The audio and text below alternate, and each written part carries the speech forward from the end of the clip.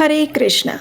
इस समय पवित्र पितृपक्ष चल रहा है। ये वही समय है जब हम पितरों के प्रति अपनी कृतज्ञता व्यक्त करते हैं। ये समय पितरों के लिए समर्पित किया गया है। इसमें उनके लिए पिंडदान, श्राद्ध या तर्पण क्रिया की जाती है और इस विशेष समय के अंदर पितरों के लिए विशेष पितृ स्तुति करने की संस्तुति की गई है। इस स्तुति का वर्णन हमें गरुड़ पुराण में मिलता है और उसकी कथा इस प्रकार है।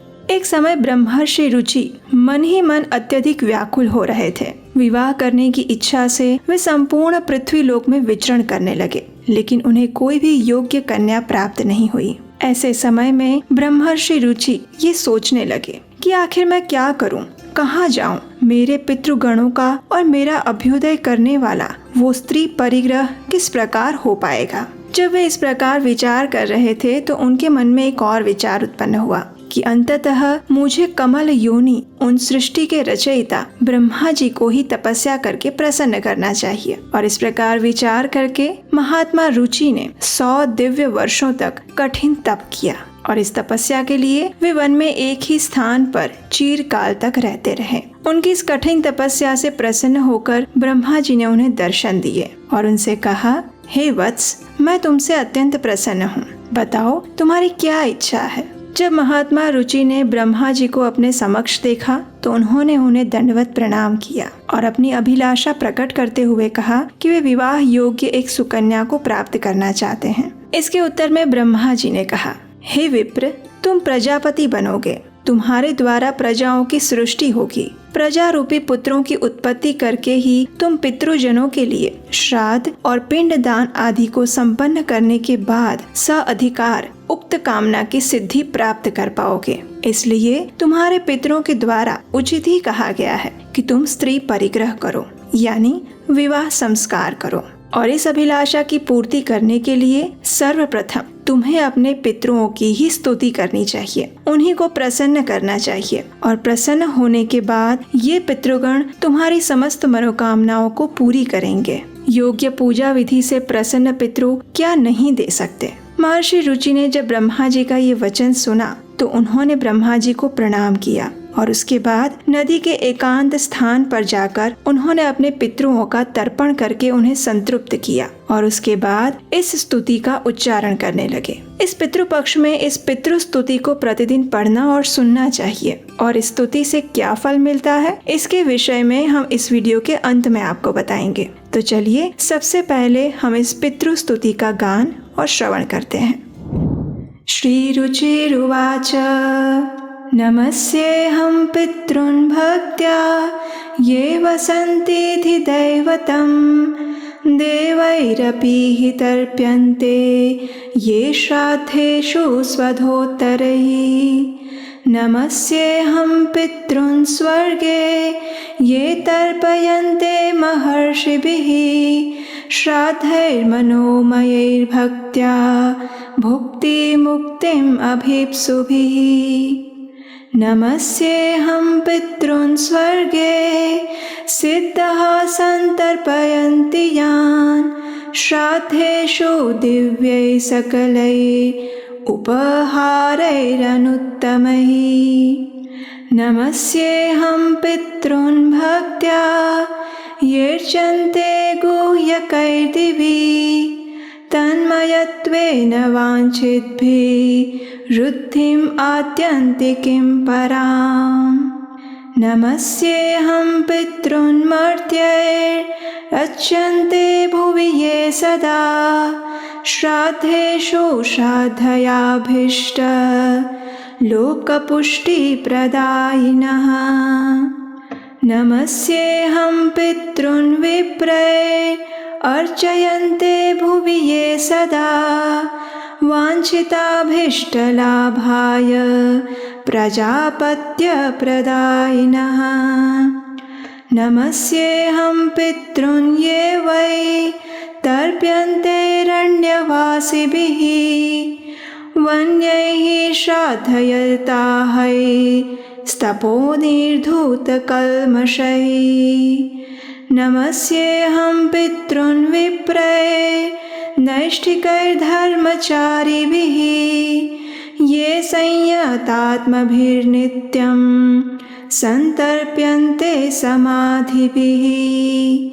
नमस्येऽहं पितृश्राद्धये राजन्यास्तर्पयन्ति यान् कव्यैरैषैष विधिवल्लो कत्वयफलप्रदानम्।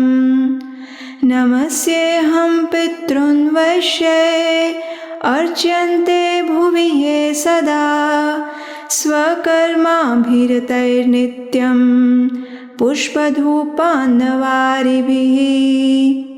नमस्येऽहं पितृश्राद्धे शूद्रैरपि च भक्तितः संतर्पयन्ते जगत्कृत्स्नं नाम्नाख्यातः सुकालिनः। नमस्येऽहं पितृश्राद्धे पाताले ये महासुरः संतर्पयन्ते सुधाहारा त्यक्तदम्भमदै सदा। नमस्येऽहं पितृश्राद्धये अर्च्यन्ते ये रसातले भोगैशेषैर्विधिर्वन्ना गैकामानभिप्सूभिः। नमस्येऽहं पितृश्राद्धये सर्पः सन्तपीडितान् सदा तत्रैव विधिवन्मन्त्र भोगसम्पत्समन्वितः। पितॄन् नमस्ये निवसन्ति साक्षात् ध्ये देवलोकेऽथ महीतले वा तथान्तरिक्षे च सुरारिपूज्या ते वै प्रतीच्छन्तु मयोपनीतम्। पितॄन् नमस्ये परमार्थभूता ये वै विमाने निवसन्ति मूर्तः यजन्ति यानस्तमलैर्मनोभिः योगीश्वरः क्लेशविमुक्तिहेतुन्। पितॄन् नमस्ये दिवि ये च मूर्तः स्वधा भुजः काम्यफलाभिसन्धौ प्रदानशक्तः सकलेप्सितानां विमुक्तिदायेन विसंहितेषु। तृप्यन्तु तेऽस्मिन् पितरः समस्ता इच्छावतां ये प्रदिशन्ति कामान्।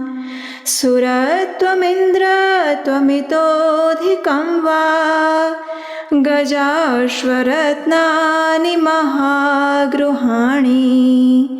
सोमस्य ये रश्मिषु येऽर्कबिम्बे शुक्ले विमाने च सदा वसन्ति। तृप्यन्तु तेऽस्मिन् पितरो न तोर्यैर्गन्धादिना पुष्टिमितो व्रजन्तु। येषां हुतेग्रौ हविषा च तृप्त्यैर्भुञ्जते विप्रशरीरसंस्थः। ये पिण्डदानेन मुदं प्रयान्ति तृप्यन्तु तेऽस्मिन् पितरो न तोयै। ये खड्गमासेन सुरैरभीष्टे कृष्णे स्थिलैर्दिव्यमनोहरैश्च कालेन शाकेन महर्षिवर्यै सम्प्रीणितास्ते मुदमत्र यान्तु। कव्यान्यशेषाणि च यान्यभीष्टान् यतीव तेषां मम पूजितानां तेषां च सान्निध्यमिहास्तु पुष्प गन्धाम्बुभोज्येषु मया कृतेषु।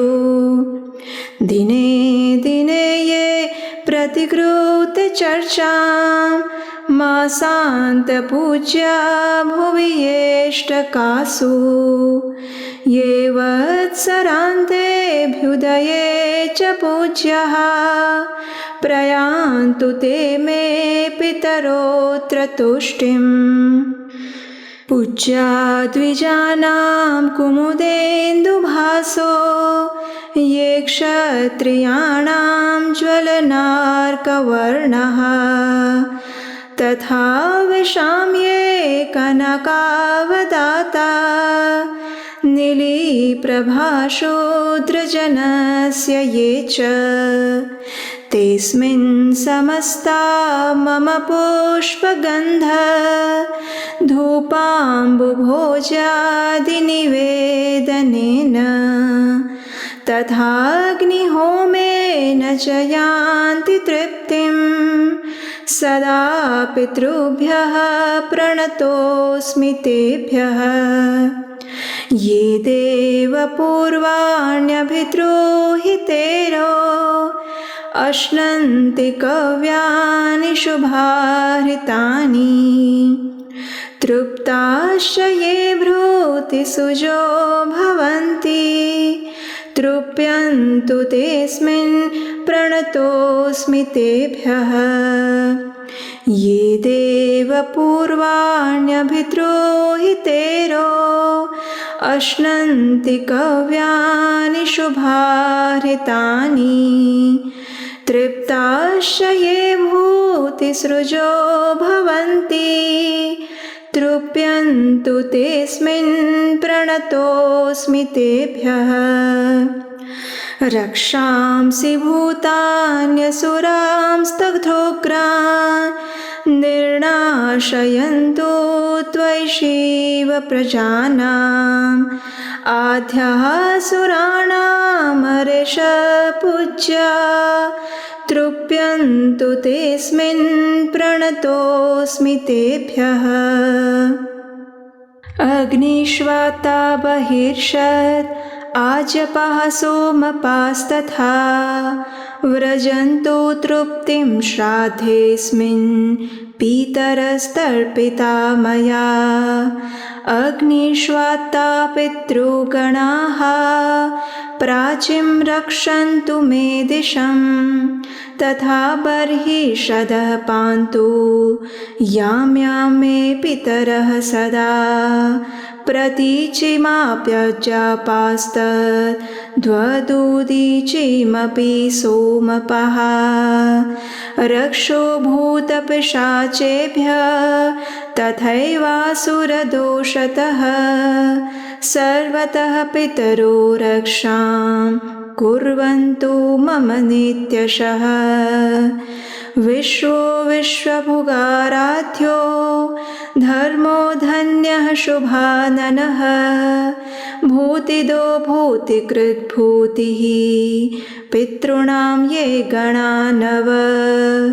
कल्याणः कल्यदः कर्ता कल्यः कल्यतराश्रयः कल्यता हेतुर्नघश डीमे ते गणः स्मृतः। वरो वरेण्यो वरदस्तुष्टिदः पुष्टिदस तथा विश्वपाता तथा धाता सप्तैते च गणः स्मृतः। महान् महात्मा महितो महिमा भावान् महाबलः गणाः पञ्च तथैवैते पितॄणां पापनाशनः। सुखदो धनदश्चान्यो धर्मदो अन्यश्च भूतिदः पितॄणां कथ्यते चैव तथा गणचतुष्टयम्। एकत्रिंशतिः पितृगणा ये व्याप्तमखिलं जगत् त एवात्र पितृगणा तुष्यन्तु च मदाहितात्। श्रीमार्कण्डेय उवाच एवं तु स्तुवतस्तस्य तेजसो राशिरुच्छ्रितः प्रादुर्बभूव सहसा गगनव्याप्तिकारकः तद्दृष्ट्वा सुमहतेजः समाच्छाद्य स्थितं जगत् जानोभ्यामवनिं गत्वा रुचिः स्तोत्रम् इदं जगौ। श्रीरुचिरुवाच अर्चितानां मूर्तानां पितॄणां दीप्ततेजसां नमस्यामि सदा तेषां ध्यानिनां दिव्यचक्षुषाम् इन्द्रादीनां च नेतारो दक्षमारीचयोस्तथा सप्तर्षीणां तथान्येषां तान् नमस्यामि कामदान् मन्वादीनां च नेतारः सूर्याचन्द्रमसोस्तथा तान् नमस्याम्यहं सर्वान् पितॄनपि उद्धावपि नक्षत्राणां ग्रहाणां च वायव्यन्योर्भसस्तथा द्यावा पृथिव्योश्च तथा नमस्यामि कृताञ्जलिः प्रजापतेः कश्यपाय सोमाय वरुणाय च योगेश्वरेभ्यश्च सदा नमस्यामि कृताञ्जलिः नमो गणेभ्यः सप्तभ्यस्तथा लोकेषु सप्तसु स्वायम्भुवे नमस्यामि ब्रह्मणे योगचक्षुषे सोमाधारान् पितृगणान् योगमूर्तिधरांस्तथा नमस्यामि तथा सोमं पीतरं जगतामहम् अग्निरूपान् तथैवान्यान् अस्यामि पितॄनहम् अग्निसोममयं विश्वं यत् एतदशेषतः ये च तेजसी ये च इते सोमसूर्याग्निमूर्तयः जगत्स्वरूपिणश्चैव तथा ब्रह्मस्वरूपिणः तेभ्योऽखिलेभ्यो योगिभ्यः पितृभ्यो यतमानसः नमो नमो नमस्तेस्तु प्रसीदन्तु स्वधा भुजः। मार्कण्डेय उवाच एवं स्तुतास्तवस्तेन तेजसो मुनिसत्तमः निश्चक्रमुस्ते पितरो भासयन्तो दिशो दश निवेदनं च यत्तेन पुष्पगन्धानुलेपनं तद्भूषितानथ स तान् ददृशे पुरतः स्थितान् प्रणिपत्य रुचिर्भक्त्या पुनरेव कृताञ्जलिः नमस्तुभ्यं नमस्तुभ्यं इति याह पृथागधृत् नमस्तुभ्यं नमस्तुभ्यं इति या पृथगाधृतः। इस प्रकार ब्रह्मर्षि रुचि ने पितरों की स्तुति संपन्न की और इस प्रकार कहा, हे पितृदेव, ब्रह्मा जी ने प्रजाओं की सृष्टि करने के लिए मुझे आदेश दिया है, अतः मैं आपसे संतान उत्पादन में समर्थ, श्रेष्ठ एवं दिव्य पत्नी की कामना करता हूँ। इसके उत्तर में प्रसन्न हुए पितरों ने कहा, हे मुनि सत्तम, इसी स्थान पर आपको अभी इसी क्षण मनोरमा पत्नी की प्राप्ति होगी और उसी से आपको पुत्र प्राप्त होगा।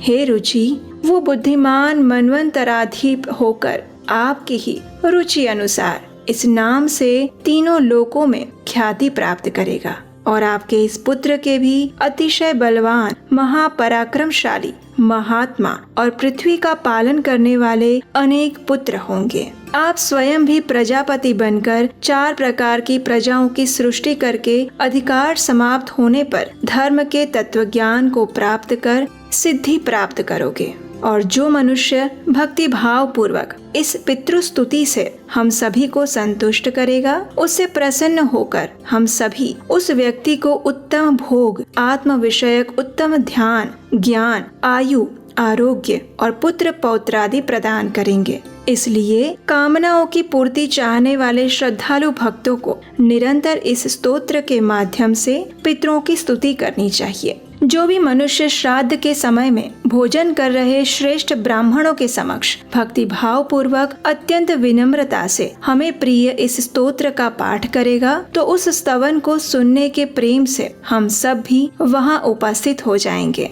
और हमारी वहां उपस्थिति के कारण उस मनुष्य द्वारा किया गया श्राद्ध अक्षय हो जाएगा और इसमें कोई संदेह नहीं है। जिस श्राद्ध में इस स्तोत्र का पाठ किया जाएगा, उस श्राद्ध में हमारी तृप्ति 12 वर्षों के लिए हो जाती है। हेमंत ऋतु में इस स्तोत्र का पाठ करने से 12 वर्ष पर्यंत हमें संतृप्ति प्राप्त होगी। शिशिर ऋतु में इस शुभ स्तोत्र का पाठ करने से 24 वर्षों तक हमारी तृप्ति रहती है। वसंत और ग्रीष्म ऋतु में संपन्न होने वाले श्राद्ध कर्म के अवसर पर इस स्तोत्र का पाठ हमें 16 वर्षों तक तृप्ति प्रदान करेगा। वर्षा काल के दिनों में इस स्तोत्र पाठ के साथ किया गया श्राद्ध हम सभी के लिए अक्षय तृप्ति प्रदान करने वाला होगा। जिस किसी घर में लिखकर इस संपूर्ण स्तोत्र को सदैव रखा रहता है, वहाँ श्राद्ध करने पर हमारी उपस्थिति विद्यमान रहेगी। हे महाभाग, इसलिए श्राद्ध में भोजन करते हुए ब्राह्मणों के सामने हम सभी को तृप्ति प्रदान करने वाले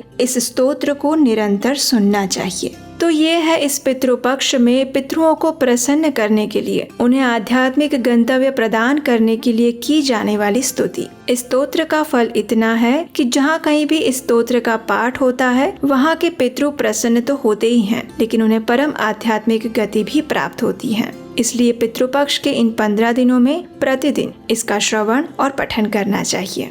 तो आज की पितृपक्ष विशेष स्तुति आपको कैसी लगी, यह हमें नीचे कमेंट बॉक्स में लिखकर जरूर बताइएगा। और इस पितृपक्ष में हम आपके लिए श्राद्ध से संलग्न अनेक कथाएं और प्रमाणभूत जानकारी भी लेकर आने वाले हैं। तो उसे निरंतर सुनते रहने के लिए आपके अपने इस चैनल को सब्सक्राइब कर लीजिए। तो चलिए इस श्राद्ध और पितृपक्ष में पूर्ण श्रद्धा से अपने पितरों के लिए प्रार्थना करते हैं कि वे जहाँ कहीं भी हो, उन्हें परम भगवान श्री कृष्ण की शुद्ध भक्ति प्राप्त हो और वे परम आध्यात्मिक गंतव्य को प्राप्त करें।